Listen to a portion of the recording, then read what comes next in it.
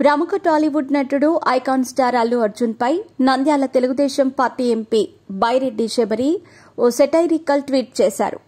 Andhra Pradesh assembly ఎన్నికల సమయంలో తన స్నేహితుడు వైసీపీ ఎమ్మెల్యే అభ్యర్థి శిల్పా రవిచంద్రారెడ్డికి మద్దతుగా అల్లు అర్జున్ నంద్యాలలో పర్యటించిన విషయం తెలిసిందే. అయితే నాటి అల్లు అర్జున్ పర్యటన రాజకీయాల్లో హాట్ టాపిక్ గా మారిన విషయం కూడా అందరికీ తెలిసిందే.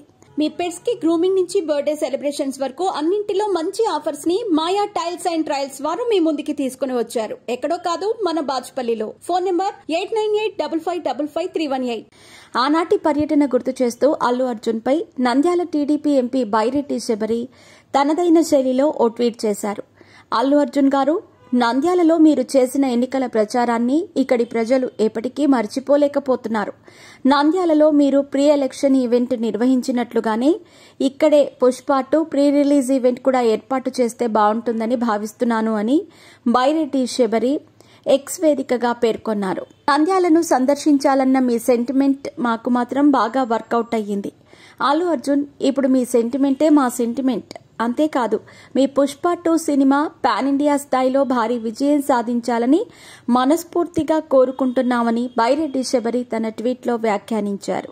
Pushpa movie, Pushpa 2 the rule, Janasena అనే ట్యాగ్లను తన ట్వీట్కు జత చేశారు బైరెడ్డి శబరి. అయితే కాసేపటికే జనసేన ట్యాగ్ తొలగించారు.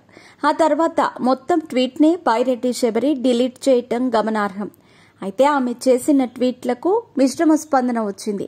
కొందరు ఆమెకు మద్దతుగా వ్యాఖ్యలు చేయగా, మరికొందరు మీకు ఇలాంటివి ఇప్పుడు అవసరమా అని ప్రశ్నించారు. భిన్న స్పందనలు రావడంతో శబరి తన ట్వీట్ను డిలీట్ చేసినట్టు తెలుస్తోంది. ఇదిలా ఉండగా ఐకాన్ స్టార్ అల్లు అర్జున్ హీరోగా సుకుమార్ దర్శకత్వంలో తెరకెక్కిన పుష్ప 2 ది రూల్ చిత్రానికి కౌంట్ డౌన్ మొదలైంది.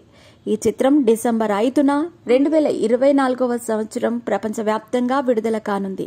పుష్ప ది రైజ్ విజయం తర్వాత పుష్పరాజ్ కథలో తదుపరి ఏం జరిగిందో చూసేందుకు అభిమానులు ఎంతో ఉత్సుకతతో ఉన్నారు. ఇప్పటికే విడుదలైన టీజర్ పాటలు అభిమానుల్లో మరింత ఆసక్తిని పెంచాయి.